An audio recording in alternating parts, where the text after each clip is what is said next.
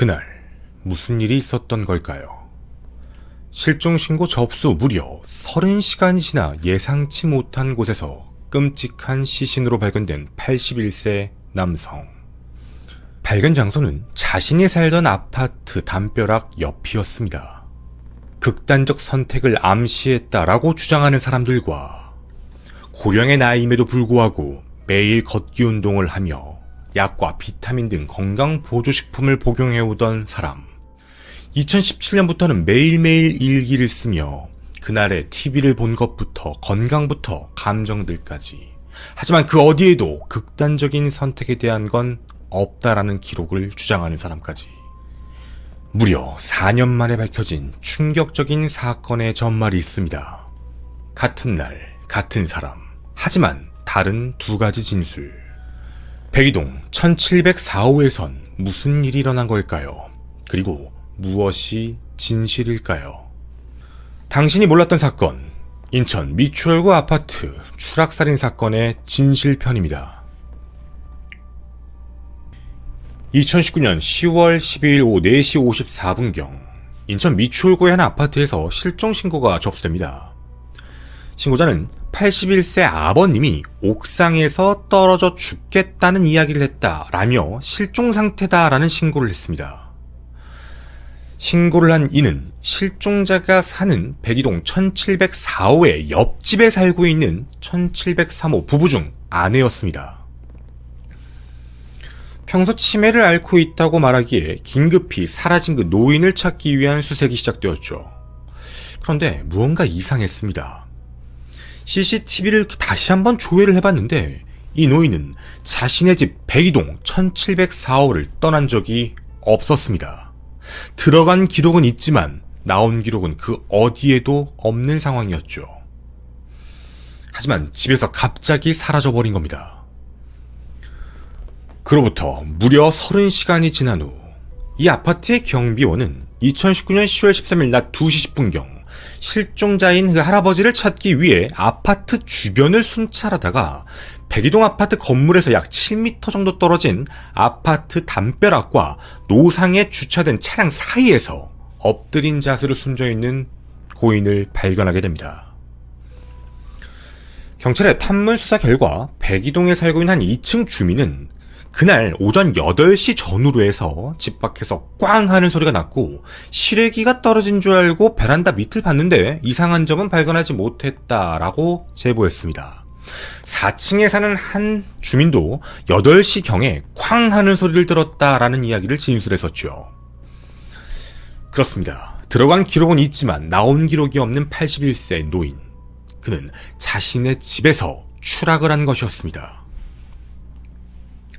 근데 뭔가 좀 이상한 점이 있었습니다. 보통 가족의 신고 전화나 지인의 신고 전화가 대부분인데 이건 바로 옆집에 사는 이웃 주민의 신고라는 것이 참 특이한 사건이었죠. 우선 이 사건을 제대로 설명하기 위해선 이들의 관계에 대해서 우리가 좀 알고 넘어가야 될 부분들이 있습니다. 실제로 실종되었다가 숨진 채 발견된 할아버지와 옆집 부부는 매우 특별한 인연이 있는 사이였습니다. 우선 1703호에 살았던 이씨 부부, 그리고 1704호에 살았던 할아버지의 관계는 2014년으로 거슬러 올라가게 됩니다. 당시 이씨의 동생이 큰 사고를 당하면서 한 병원에서 간병을 하고 있었는데요. 이 같은 병원에서 할아버지는 자신의 아내를 간병하고 있으면서 이들 사이의 관계가 시작이 됩니다. 그리고 2016년 8월 할아버지의 아내가 사망하자 이 씨의 아내는 당시 인천 남구에 살고 있던 할아버지의 집을 오가면서 식사를 챙겨주는 등 점점점 더 가까운 사이로 지내게 되죠.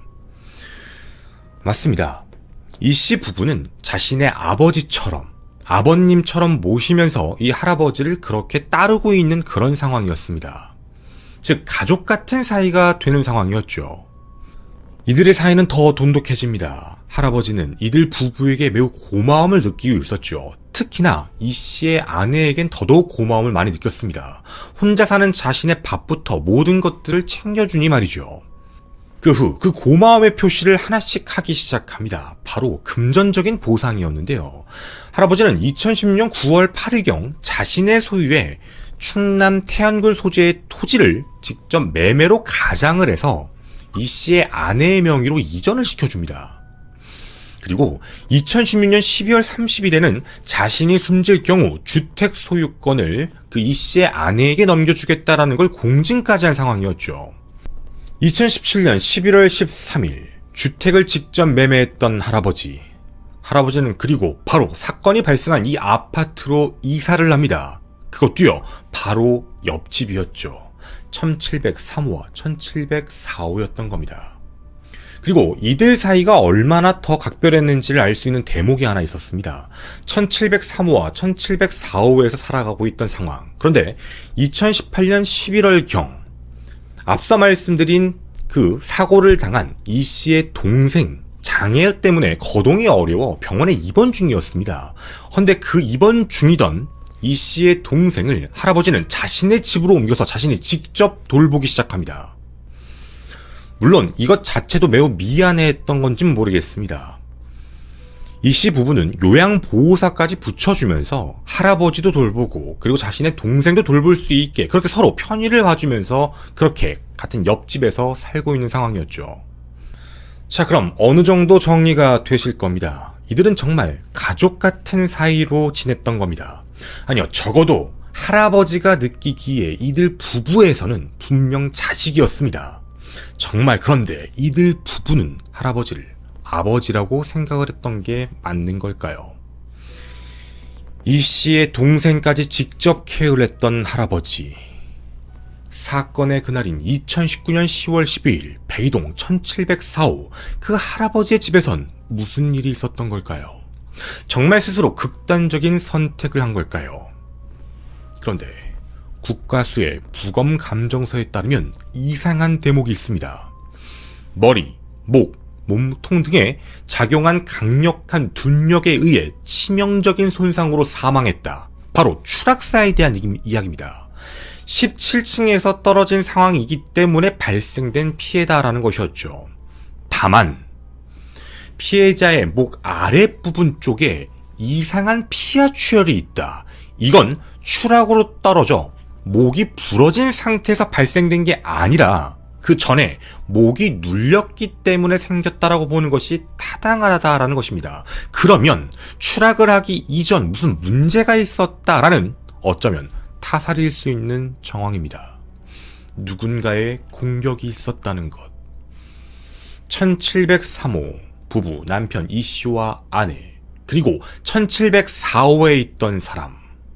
지금부터 그들의 말이 사실인지 아닌지 하나씩 살펴보고자 합니다. 우선 저희가 입수한 이들의 실제 경찰 진술을 내용에서 속지 않기 위해 통신 기록, 위치 추적, CCTV 동선 등 목격자 내용으로 확인된 증거 사실로부터 먼저 뼈대를 만들어가 보겠습니다. 지금부터 말씀드리는 내용은 증거가 있는 실제 뼈대의 사실입니다. 1704호의 할아버지는 사건 당일일 2019년 10월 10일 오전 7시 29분경 병원에 입원해 있던 이 씨의 아내에게 전화를 걸어 59초간 통화한 사실이 확인됩니다. 통화 내용은 알 수 없습니다. 그건 진술에서 우리가 확인하자라는 내용이죠. 이건 확인된 사실인 겁니다. 그리고 통화를 마친 직후 7시 31분 이 씨에게 전화를 걸어 19초간 통화를 하게 됩니다. 그 다음 아내는 7시 43분경에 병원에서 외출을 했고요. 그리고 8시경에 집에 방문하게 됩니다. 바로 1703호였죠. 그리고 무슨 이유에선지는 모르겠지만 아내는 8시 9분경 남편 이 씨에게 먼저 전화를 걸고 그 이후에 바로 이어서 할아버지에게 전화를 걸게 됩니다. 하지만 둘 다 전화는 받지 않은 것으로 확인됩니다. 이 씨 아내는 그 직후 8시 10분 17층에서 내려가는 엘리베이터에 탑승했고 그리고 CCTV상에 보게 되면 이 씨는 17층 엘리베이터 홀에서 아내를 배웅하는 장면이 포착됩니다. 그리고 자신의 집으로 들어가는 게 아니라 1704호 할아버지의 집으로 들어가는 모습이 포착됩니다. 그리고 8시 12분. 남편 E씨가 아내에게 전화를 해 40초 정도 통화한 기록이 있습니다. 아내는 통화를 마친 후에 이상한 행동을 한 것으로 보여지는데요. 8시 13분, 바로 1분 뒤였습니다. 지하에 있던 주차장 차량을 끌고 올라오다 전화를 받았던 상황인데 지상 주차장에 차량을 갑자기 정차해놓고 아파트 경비원에게 가서 이런 말을 합니다. 바로 목격 진술입니다. 1704호 할아버지가 죽는다고 연락이 왔는데 집에 지금 없다. 백이동 뒤편을 확인해달라라는 말을 하고 본인이 직접 스스로 백이동 뒤편으로 뛰어가서 잠시 둘러본 후 다시 차량으로 들어오는 장면이 CCTV로 포착됩니다. 여기까지의 내용 전부 다 증거가 있는 내용들입니다. 그 E씨 아내는 자신이 재학 중인 대학교로 운전을 하고 가고 있는 상황 중에 전화를 또 합니다. 8시 19분 할아버지에게 전화를 걸었지만 전화가 되지 않았죠. 그 직후 8시 21분 남편 E씨에게 전화를 걸어 4분 26초간 전화를 하게 됩니다.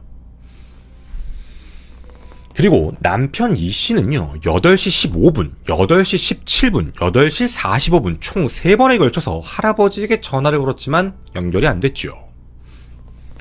그리고 1704호에 그날 오는 사람이 또 있었습니다. 바로 요양보호사가 한 명 있었지요. 앞서 설명드린 바로 그분입니다. 그분이 8시 53분에 출근을 했는데 집안에는 할아버지가 없었습니다. 요양보호사 역시 9시 8분경 할아버지에게 전화를 걸었지만 이 역시 연결이 되지 않는 상황이었죠. 자, 여기까지가 1703호에 있던 사람, 1704호에 있던 사람들의 당시 행적, 그리고 통화 내용, 위치, 그리고 당시 목격 진술, CCTV 기록에 대한 정확한 뼈대입니다. 그 안에서 어떤 말을 했고 어떤 대화가 오갔는지는 아무것도 알 수 없습니다. 그런데 제가 이걸 먼저 말씀드리는 이유가 있습니다. 만약 누군가가 여기의 내용과 어긋나는 진술을 하면 그건 거짓말입니다. 증거에 위반되는 내용이죠. 자, 그럼 또 하나의 궁금증이 있습니다. 일단 저희는 9시경까지는 확인은 했습니다. 바로 E씨와 E씨의 아내에 대한 사실이었죠. 그러면 9시 뒤에는 어떤 활동을 하고 있었을까요? 일단 E씨는 요양보호사에게 이런 질문을 했다고 합니다. 할아버지가 어디 갔냐? 라고 하더니 갑자기 베란다에 가서 화분에 있는 꽃을 보더니 아유 이거 시들었네 하고 갑자기 방충망을 보면서 방충망이 고장났네라고 이야기를 하며 경비실에 연락해 방충망 수리 요청을 합니다. 그리고 오전 10시 38분경 방충망 수리기사가 직접 일부분에 대한 걸 수리한 게 확인이 됩니다. 바로 그게 그 이후의 일정에 대한 이야기였죠. 그리고 E씨의 아내는 앞서 말씀드린 대로 그 일정 이후에 자신이 수업을 들어야 되는 대학교를 향해 가게 됩니다. 우선 첫 번째 수업이 9시에서 10시경에 이뤄지는 시험이었는데 그건 응시한 기록이 확인됩니다. 그리고 11시에서 12시 반 사이에 진행되는 수업도 출석을 했습니다. 그 이후 낮 1시 30분에 시험을 빠르게 치르고 그 뒤에 모든 수업은 참석하지 않은 것으로 확인됩니다. 어디로 간 걸까? 내용을 확인해본 결과 어느 장소로 이동을 하고 있었는데요. 그 사이에서도 계속 할아버지에게 전화 시도를 했던 아내였습니다. 아내가 최종적으로 방문했던 장소 오후 3시 바로 할아버지가 자주 가는 인천 숭이동에 있는 한 사무실에 방문해서 왔냐 안 왔냐를 물어보고 난 뒤 4시 10분 자신이 입원해 있던 병원에 다시 돌아갑니다.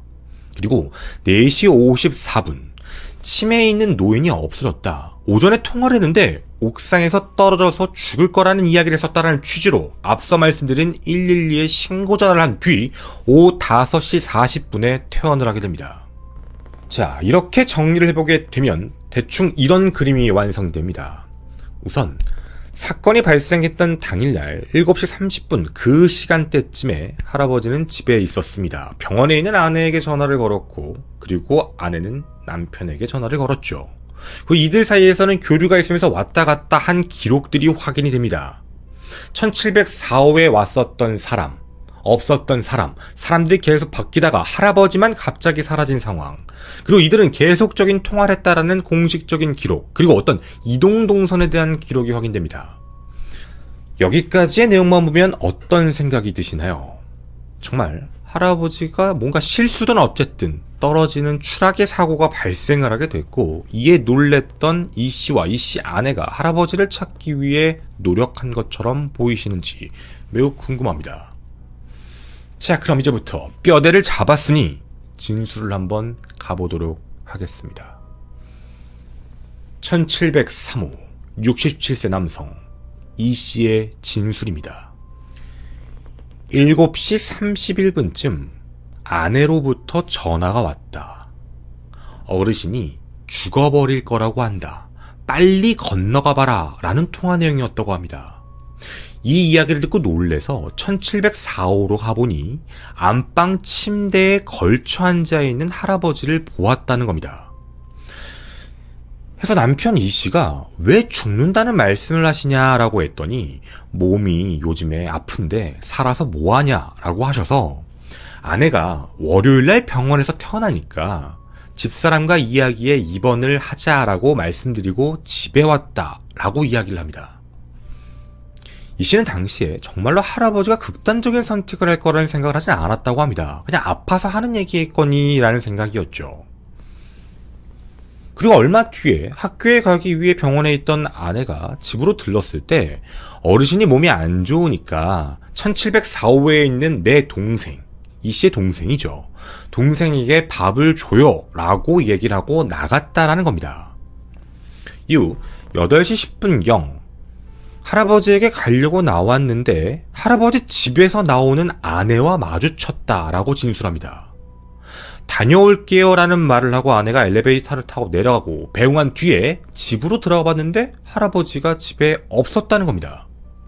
불길한 생각이 들어 전화를 걸어서 혹시 모르니까 아내에게 베란다 뒤편에 떨어져 있나 살펴봐 라고 지시를 했다고 합니다. 9시가 넘어서 할아버지가 집에 왔는지 확인하기 위해 다시 집에 가봤더니 요양보호사만 와 있었던 상황. 우연히 베란다 쪽 창문을 보니까 창문이 열려있고 방충망이 기울어져 있었다라고 합니다. 고치려고 만지다가 빠져버려서 경비실에 수리 요청을 했다라고 얘기하는 게 바로 이 씨의 진술서 실제 내용입니다.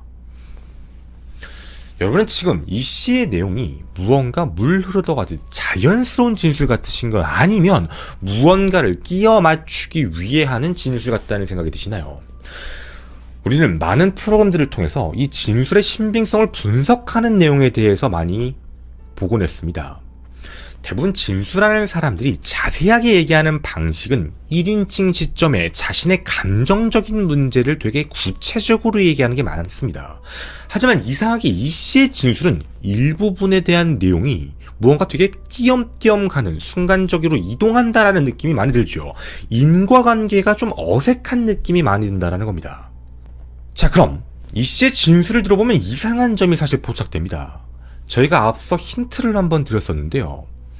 고인이신 할아버지는 평소 아침 운동을 즐기고 그리고 굉장히 규칙적인 것, 자신의 건강에 대한 걸 굉장히 많이 신경 쓴다라고 말씀드렸습니다. 그리고 그걸 매번 기록을 한다라고 말씀드렸죠. 병원에 가는 일들도 굉장히 많이 있었다고 합니다. 그걸 그리고 모를 리가 없었다라는 것이죠. 그럼 이상합니다. 할아버지가 집에 없으면 뭐라고 생각하는 게 맞을까요? 아, 운동 가셨나 보다. 아, 병원 가셨나 보다. 이런 식으로 생각하는 게 더 확률적으로 큰 겁니다. 자기 말로 극단적인 선택을 할 게 아니라고 얘기를 해놓고 그걸 왜 불과 40분 만에 그걸 뒤집어서 할아버지가 집에 없으니까 극단적인 선택을 했을 걸 염두에 두고 아내에게 전화를 뒤를 살펴봐라 라고 말한 건 앞뒤가 안 맞는다라는 내용입니다. 그리고 또 하나 이상한 기록이 있습니다. 저희도 앞서 한번 말씀을 드렸지요. 이 씨 부부 중에 아내에 대해서 더 신경을 많이 썼던 것, 정말 딸처럼 생각했다라는 내용, 이유가 있었습니다. 남편 이 씨는 8시 15분, 17분, 45분 3번 연달아 전화를 했다라고 말씀을 드렸죠. 바로 위에 있던 기록이었습니다. 그런데요, 실제로 이 씨는 할아버지에게 전화를 안 합니다. 정확히 말씀드리면 이 사건이 발생하는 시간을 1년 동안 통틀어 봤을 때 단 한 번만 전화를 했었습니다.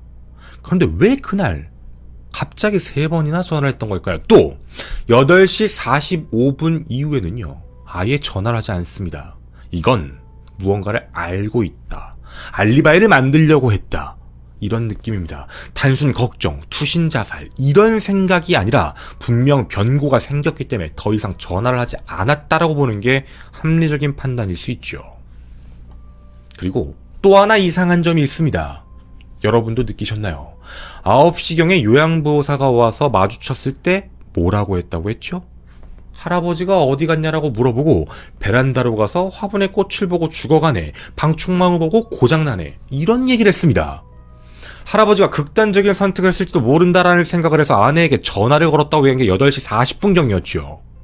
그런데 9시경에는 할아버지가 그런 선택을 한 것 같다라고 얘기한 게 아니라 매우 일상적인 행동을 아무렇지 않게 했다라는 겁니다. 자, 그럼 우린 여기서 한 가지 알 수 있는 게 있습니다. 최소한 1703호에 사는 남편 이 씨는 무언가를 숨기고 거짓말을 하고 있다라는 느낌입니다. 뼈대에 맞지 않는 이상한 진술이었다라는 것이었죠. 그럼 한 가지는 확실합니다. 그는 할아버지와 같이 그 집에 있었습니다. 자, 이렇게 남편 이 씨에 대한 진술을 확인해봤습니다. 그럼 우린 이제 아내의 진술을 좀 살펴봐야 될 것 같습니다. 사실 이 아내는요, 처음엔 참고인 신분, 뭔가 범죄 혐의점이 있는 게 아니라 일단 조사를 좀 도와달라는 참고인 신분으로 진행하다가 피의자 신분으로 전환되기까지 했던 그런 사람입니다. 무언가 이상하기 때문이었죠. 이유가 있었습니다. 경찰 조사를 계속 받는 과정 중에서 이상하게 진술 내용이 오락가락하는 두 부분이 있었습니다. 하나, 사건 당일날 퇴원을 하고 자신의 집에 갔다가 할아버지의 집인 1704호에 방문을 했는지에 대한 내용, 그리고 혹시 할아버지가 추락하는 순간을 목격했냐라는 질문에 대한 부분에서 내용이 진술이 번복됩니다.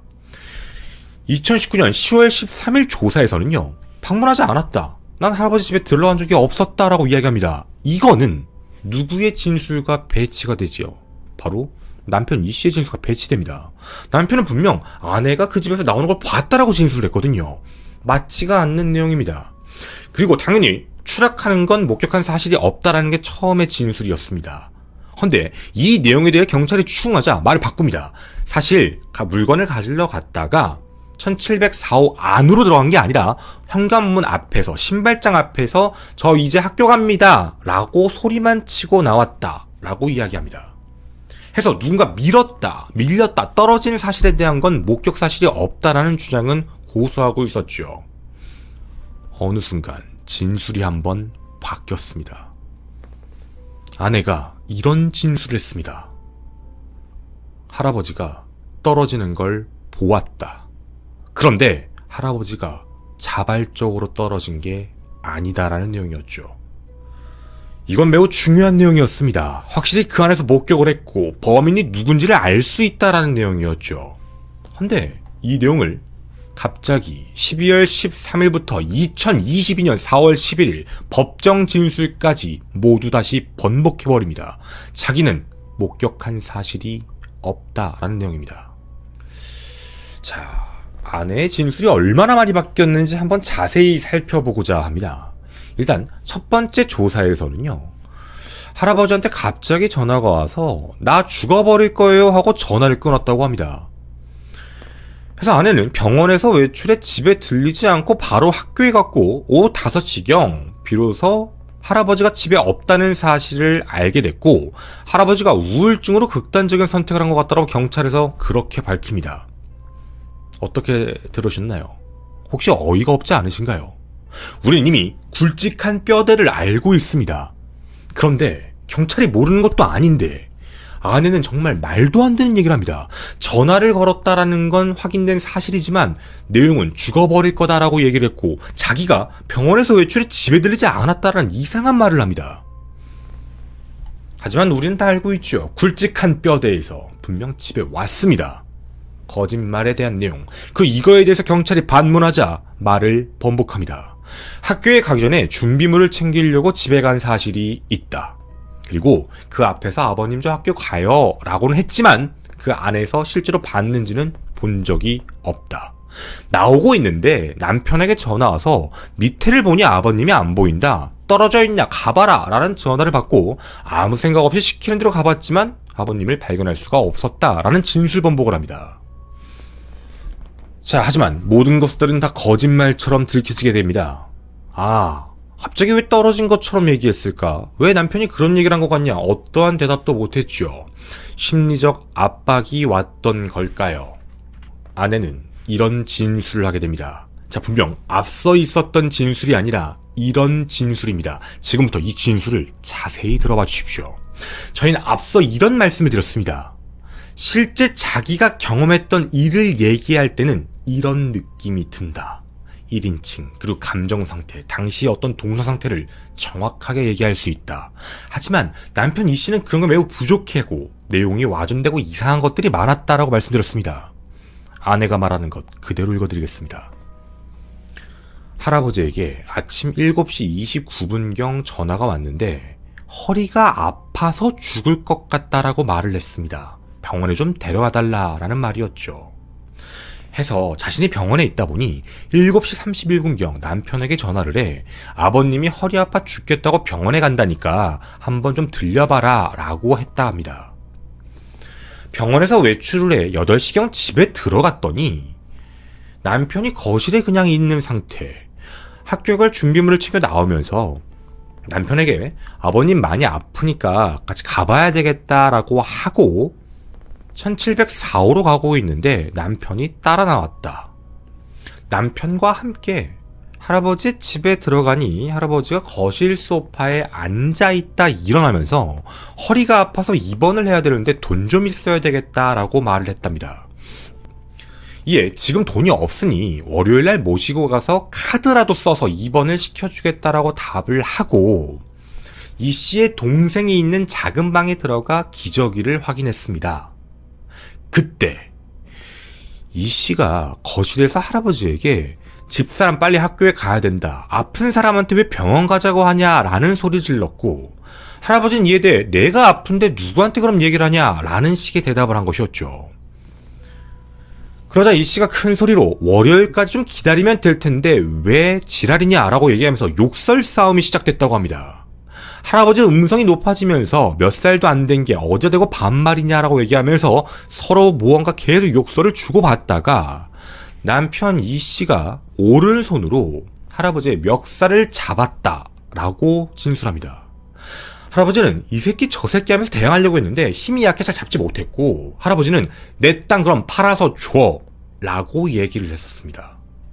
그리고 그 위치에 대한 설명을 이렇게 했습니다. 이 씨는 작은 방을 등지고 서 있었고 할아버지는 거실 창가 쪽을 등지고 작은 방, 자신이 보고 있는 정면 상태에서 보여주고 있었는데 이 씨가 멱살을 잡은 상태로 창가, 방충망 쪽까지 2-3걸음 정도를 그대로 밀고 가서 한 손으로 방충망을 열고 그렇게 할아버지를 밀어버렸습니다. 라는 진술이었죠. 할아버지는 목이 잡혀서 그런지 몰라도 크지 않은 소리로 하면서 난간에 등을 기대어 그대로 뒤로 넘어갔다고 합니다. 정신을 차리고 보니 피해자가 바로 할아버지가 눈앞에서 사라졌지요. 순간 너무 놀라서 움직이지도 못하고 몸에 마비가 오면서 머리가 백지 상태가 되어버렸습니다. 이 씨가 무서워서 남편임에도 말리지 못했고 너무 순식간에 벌어진 일이라 어떻게 할 틈도 없었습니다. 작은 방에 있는 이 씨의 동생과 서로 쳐다봤는데 이 씨의 동생은 따로 말은 안 했지만 눈을 동그랗게 뜨고 깜짝 놀라는 표정을 지었습니다. 남편에게 가서 그러면 어떡해 라는 말을 한 것만 생각나고 너무 놀라서 다른 어떤 말을 했는지 기억조차 나지 않습니다. 남편은 아무 말도 하지 않고 그냥 거실에 있었습니다. 창문 밑을 훑어보니 할아버지가 보이지가 않아서 그때부터 머리가 더 멍해지고 혹시 할아버지가 살아나서 어디로 가버렸나라는 생각이 들었습니다. 사람이 떨어졌으면 분명히 있어야 되는데 없기 때문에 찾아야 된다는 생각에 너무 정신이 없어서 할아버지에게 전화를 하려고 했는데 먼저 그걸 너무 당황해 실수로 남편에게 먼저 눌렀다 바로 끄고 그 다음에 할아버지에게 전화를 한 겁니다. 할아버지의 집에서 나와 엘리베이터를 타고 내려갈 때 남편에게 전화가 와서 창문 밑을 내려봤는데 보이지 않는다. 뒤로 떨어졌는지 가서 봐라 라고 얘기했고 1층 주차장에 차를 세운 뒤 백이동 뒤편으로 돌아가 확인해봤더니 할아버지가 보이지 않았다라는 것. 우선은 학교에 가야 된다는 생각으로 학교를 이동하면서도 계속 남편에게 전화를 해서 진짜 없는지에 대한 부분, 진짜 없는 상태다라는 내용을 들었다는 겁니다. 이후 통화 과정에서 할아버지를 찾으러 다녔다라는 것을 명분을 만들어야 되니까 할아버지가 자주 다니셨던 그 사무실에 가볼까라고 남편한테 얘기했더니 그러라고 해서 거기에 들러 일부러 명함까지 받아오고 계속 부재중 전화를 남긴 것입니다. 라는 진술 내용입니다. 자, 지금 여러분은 진술을 들으셨습니다. 누가 보더라도 갑자기 자기는 본 적이 없다라고 얘기했지만 경찰에 구속돼서 수사를 받으면서 그리고 남편이 이야기한 것과 맞지 않는 것들이 나오기 시작하자 아내는 무언가를 얘기했습니다. 남편이 미는 걸 보았다라는 내용이었죠. 맞습니다. 이 내용에 대한 부분은 굉장히 신빙성이 높게 판단될 수 있는 문제입니다. 사실 자신과 20년 이상 함께 살아왔던 배우자 관계로서 자신이 보지 않은 사실을 허위 사실을 가지고 남편 이 씨를 뭔가 무고하게 이런 범인으로 몰아갈 이유도 동기도 보여지지 않는 상황이었죠. 그렇게 자기가 자백했던 내용이 이런 부분이었습니다. 그런데 이상합니다. 이런 사실을 자백을 했던 아내, 어떻게 보면 공범이 될 수도 있는 상황이었습니다. 헌데 남편을 감싸기 위해서 있다가 남편에 대한 내용 때문에 자신이 정말 살인까지 뒤집었을까봐 무서워서 자백을 했던 걸까요? 물론 그 이후에는 모든 진술을 번복했지만 말이죠. 범행 동기가 있었습니다. 그 이유는 앞서 말씀드렸던 토지도 증여, 아파트도 공증이 되어 있었죠. 사실 저는 궁금합니다. 그 아내가 이 방송을 본다면 말이죠. 정말 아버지로 생각했을까라는 생각입니다. 할아버지는 이 씨의 아내를 정말 자식처럼 생각했던 것 같습니다. 자신의 모든 걸 줘도 아깝지 않다라고 생각한 것이죠. 그만큼 고마워했던 것 같습니다. 하지만 아내는요, 할아버지의 카드로 골프웨어, 명품 등 고가의 물품을 미친 듯이 구입합니다. 이로 인해 재산이 꽤 있었던 할아버지는 이 사건이 발생될 무렵 병원비조차도 없었습니다. 결국 자신과 함께 있던 돌봐주던 요양보호사에게까지 돈을 빌리는 그런 궁핍한 상황이었죠. 결국 이런 문제가 생기자 할아버지는 그 태안군의 소지를 팔고 돈을 절반을 달라라는 요구까지 하게 됐던 겁니다. 그게 바로 살해했던 범행 동기가 되는 것이죠. 직접 민 건 아내가 아닙니다. 하지만 아내도 이 사실을 감출 수밖에 없었던 것 분명 할아버지의 카드로 자신의 사리사욕을 채우고 있던 상황이었습니다. 그럼 궁금합니다. 우리가 꼭 알아야 될 사실이 하나 있죠. 아니, 분명히 아내는 진술을 번복한 상황입니다. 그리고 그 아내의 진술이 무조건 맞는지도 장담할 수 없는 상황이죠. 왜냐면 그 안에도 거짓말이 있을 수도 있습니다. 둘이 같이 밀었다던가 둘이 합심을 했다던가 뭐 이럴 수도 있다라는 것이었죠. 분명 아내가 얘기한 진술의 신빙성은 높아 보이지만 그 안에 무언가 잘못된 게 있지 않을까. 당연히 재판부는 그 진술만 가지고, 특히 번복된 진술을 가지고 유죄 입증을 하는 건 매우 어려웠을 겁니다. 그런데요, 이 사건엔 숨겨진 목격자 한 명이 더 있습니다. 1704호에 살았던 한 사람, 바로 1703호 이 씨의 동생입니다. 이 씨의 동생은 뇌성마비로 인한 중증 하지 기능 장애를 갖고 있습니다. 해서 작은 방에서 와상, 즉 침대 생활을 하고 있는 상황이었죠. 거동이 당연히 안 되는 상황입니다. 기저귀도 직접 할아버지가 평상시 갈아주고 밥도 확인하는 그런 상황이었죠. 당시 간병을 하던 요양보호사의 진술에 따르면 항상 작은 방문을 할아버지는 열어두었다라고 이야기를 합니다. 작은 방문을 닫아두면 안 되죠. 위험할 수 있는 상황이 있기 때문입니다. 그리고 그 위치 자체가 발이 방문을 향하도록 배치가 되어 있어서 거실 부분이 충분히 보여지는 상황이었죠. 이건 아내의 진술과도 정확히 일치되는 사실입니다. 아내도 자신이 본 거를 그 방에서 봤다고 얘기했으니 말이죠.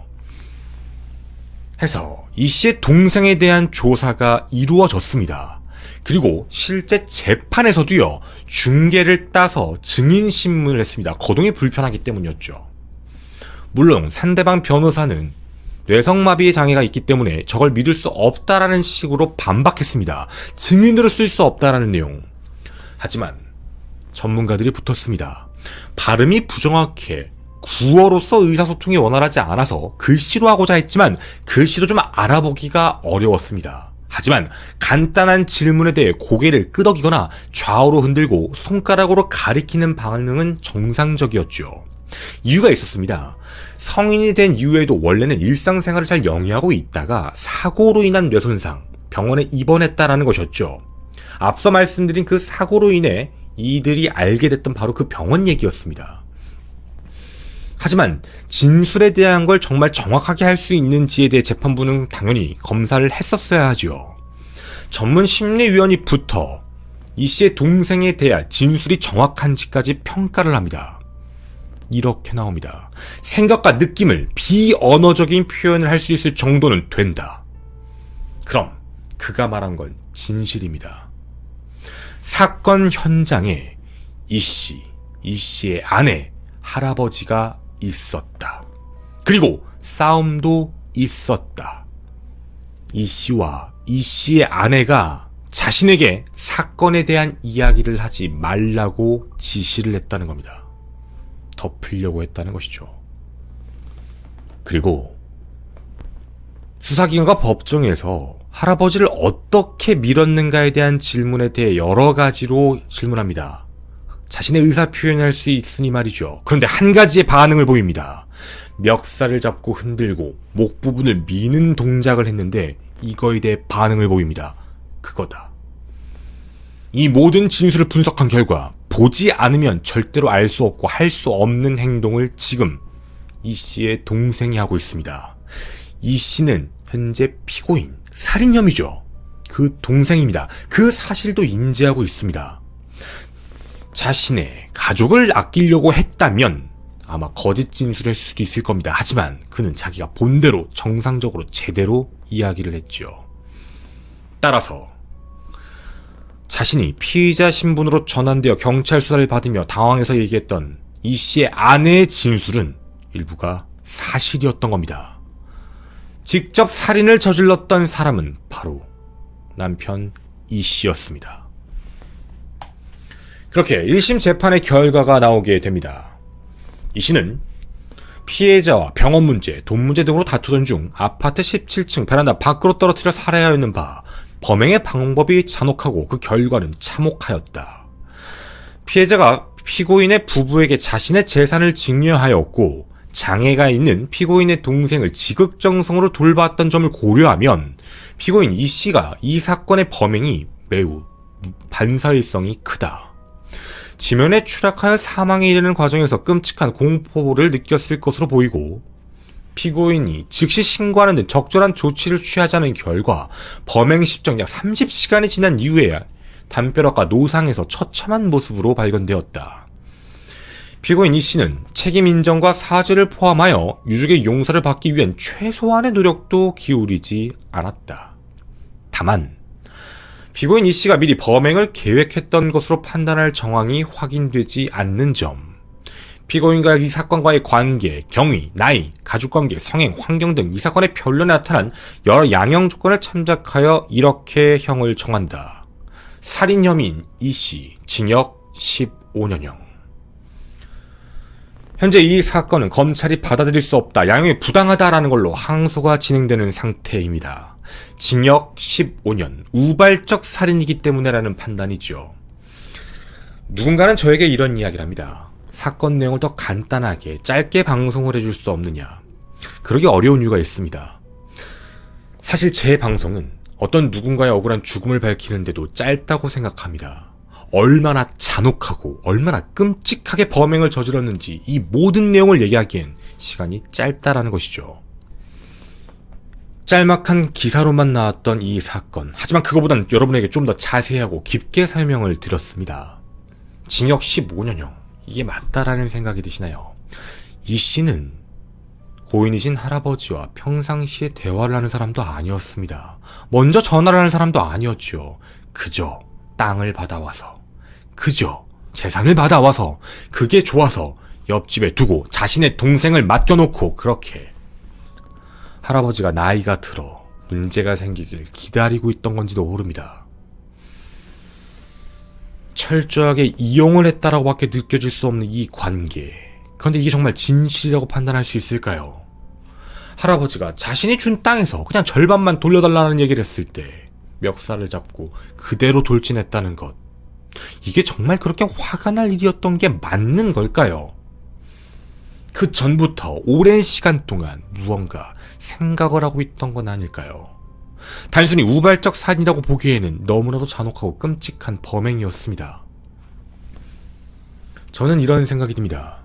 이런 사건이 세상에 알려지지 않아 혹시라도 형량이 낮게 나온 게 아닐까. 문득 이런 말이 떠오릅니다. 무조건 맞는 말은 아니지만 꼭 이런 사건들을 볼 때마다 떠오르는 말이죠. 검은 머리 짐승은 거두는 게 아니다. 이런 사람들 때문에 나타나는 말이기도 합니다. 저는 이 사건 어떻게 진행되는지 끝까지 지켜보도록 하겠습니다. 저는 당신이 몰랐던 사건의 김원이었습니다. 감사합니다. 조금만 정리를 해드리면 궁금해하실 만한 내용입니다. 아내는 늦가기 대학생이었어요. 뭐 돈이 좀 여유가 사실 그렇게 여유롭지 않았는데 여유가 생겨서 그런 건지는 모르겠어요. 그러니까 이제 누가 도와줬는지 알겠죠. 그러니까 사실 이런 관계에 대해 사람들이 이상하게 생각 안 했으면 좋겠어요. 진짜로 할아버지는 믿었어요. 그 누구보다 자신을 챙겨주고 있다라고 생각을 하고 있었고, 그리고 많이 응원하고 있었던 사이였던 것 같아요. 거의 뭐 자식처럼. 나이 차이가 많이 나니까. 그래서 서울 서대문구에 있는 한 대학을 이제 아까도 얘기했지만 시험을 보러 갔다고 했잖아요. 수업도 들었고. 그래서 어쨌든 그렇게 해서 학교를 다니고 있는 상황이었고, 남편 같은 경우에도 이제 어쨌든 사실 이 집이 좀 돈이 좀 어느 정도 생기기 시작했던 시점이 이제 어떻게 보면 그런 생활비나 이런 문제들을 할아버지의 카드로 썼던 거니까. 할아버지도 가족은 있어요. 자식이 있습니다. 근데 어찌되었든 뭐 하여튼 이런 문제가 낀 건데요. 제가 말씀드리고 싶은 부분 중에 하나는 그럼에도 불구하고 매우 잔혹하고 끔찍하게 살인을 했다라는 문제예요.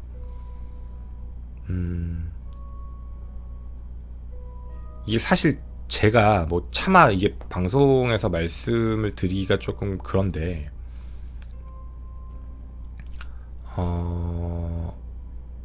고인이 추락을 하고 나서 왜 발견이 어려웠냐면 어딘가 충돌이 몇 군데 있었던 것 같아요.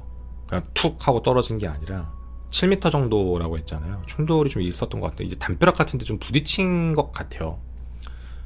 실제로 이제 다리 부분 신체가 절단이 돼 있었어요. 그러니까 부딪히면서 그게 왜 발견이 안 됐냐면 예상하기에는 툭 떨어졌을 바로 밑이었을 거야지만 그게 아니라 이제 멀리 떨어진 거니까 그 노상에 주차되어 있는 차랑 담벼락 사이로 떨어진 거예요. 그래가지고 이게 보이지가 않았던 거죠. 어디 있었는지. 그래가지고 30시간이 걸렸던 거예요. 그 찾는데도. 그러니까 어디로 어떻게 된 건지를 알 수 없었던 거고.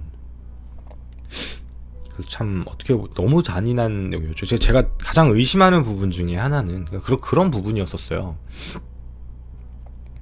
진짜 순간적으로 우발적으로 욱해서 아니 그냥 내가 이게 너무 이해가 안 가는 게 뭐냐면요. 이게 내가 마지막으로 이해 안 가는 걸 얘기할게요. 너무너무 제가 볼 땐 처음엔 너무너무 잘했던 것 같아요. 이 씨 부부가 할아버지한테. 그게 나는 왜 이런 생각 일부러 그랬다는 느낌밖에 안 들어요. 지금은. 그러니까 이 씨 부부가 할아버지한테 잘한 이유가 돈이 있으니까. 일부러 그런 것 같다. 나이도 좀 있으시고 연세도 있으시니까 일부러 그렇게 접근했다는 느낌밖에 솔직히 저는 개인적으로 안 들어요. 왜 그러냐면 이러다가 아니 얼마나 믿었으면 할아버지가 옆집으로 이사를 왔겠어요. 그리고 이제 이 씨의 동생까지 맡아서 같이 케어해주고 한 거니까. 근데 제가 왜 의심을 하냐면 봐보세요.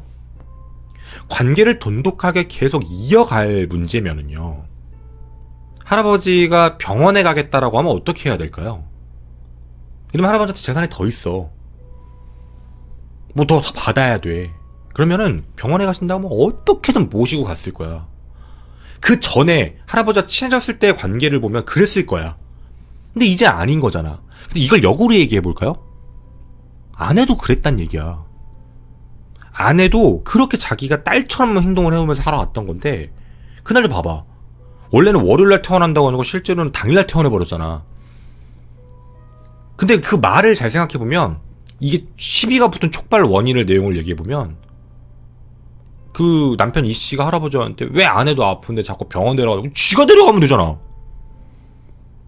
아니, 아내한테 왜 그러냐? 아니, 쥐가 가면 되잖아, 이씨. 지는 손이 없어, 발이 없어. 그러니까 그냥 이게 아무리 생각을 해봐도 이게 갑자기 거기서 분노 게이지가 빡 올라갔다는 게 너무 이상해요. 그러니까 그런 게 아니라 내가 봤을 때는 이게 그 기록을 보면 할아버지의 재산이 고갈된 지 좀 됐어. 시간적으로. 그러니까 그때부턴 제 생각이에요. 이들 부부에게 할아버지는 필요한 사람이 아니었던 것 같아. 차갑게 돌아선 거겠지, 어떻게 보면. 완전 냉정하게. 옛날에 했던 것과 다르게. 진짜 말 그대로 돈이 없으니까. 그러다 이제 할아버지는 점점 힘들어지고 생활비 빌리고 막 이러고 산 거잖아. 근데 이제 그런 상황 속에서 할아버지가 이제 병원 좀 가야 되겠다라고 얘기했는데 거기서 가끔 화내면서 이랬다라는 게 이게 과연 진짜 우발적 순간적으로 욱해가지고 사람을 밀어서 그래. 난 그것도 이해가 안 가요.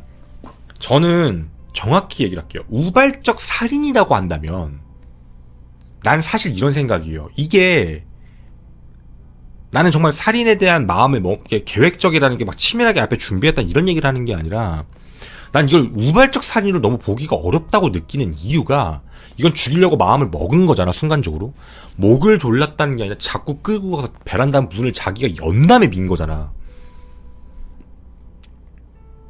그러니까 난 이게 혼자만의 생각이긴 한데 떨어뜨려가지고 목을 졸라 살해하는 게 아니라 추락사로 만들려고 하지 않아서 생각을 했던 것 같다는 느낌인 거예요. 그냥 밀어서 할 거면 뭐 화는 팍 이렇게 밀다가 밀리다 하고 이런 거면 뭐 그럴 수 있다 치는데 이거는 자기가 목을 졸라 살면 살인이잖아. 그러니까 이거는 좀 무언가 생각을 하고 한 느낌이 너무 많이 들어요. 더 이상 필요한 존재가 아닌 거니까 자기한테. 그리고 아내는 어떻게 보면 난 그리고 이 사건에서 그러니까 어쨌든 좀 아내에 대한 것도 좀 그래요. 사실 뭐 이제 그 진술에서는 아내는 방에 있었던 게 맞는 거니까. 그러니까 저는 형량이 이게 과연 우발적 살인에서 15년이 나오는 게 맞을까라는 생각이야. 물론 뭐 이건 저만의 생각일 수도 있는데 지금 이 씨가 67세예요. 67세인데 앞으로 15년이면 한 80, 83? 고인 돌아가신 할아버지 나이 정도쯤 되면 나오는 거지. 근데 전 그런 생각이 들어요. 이게 진짜 맞는 걸까? 아무리 봐도 의심이 가는데. 근데 세상에 주목을 받지 못했어요. 사실 이런 사건들이 되게 많아요. 과연 이 사건이 제가 방송을 찍은 계기로 어떻게 좀 될지는 잘 모르겠지만 여러분들이 많은 관심을 좀 가져주셨으면 좋겠습니다. 감사합니다.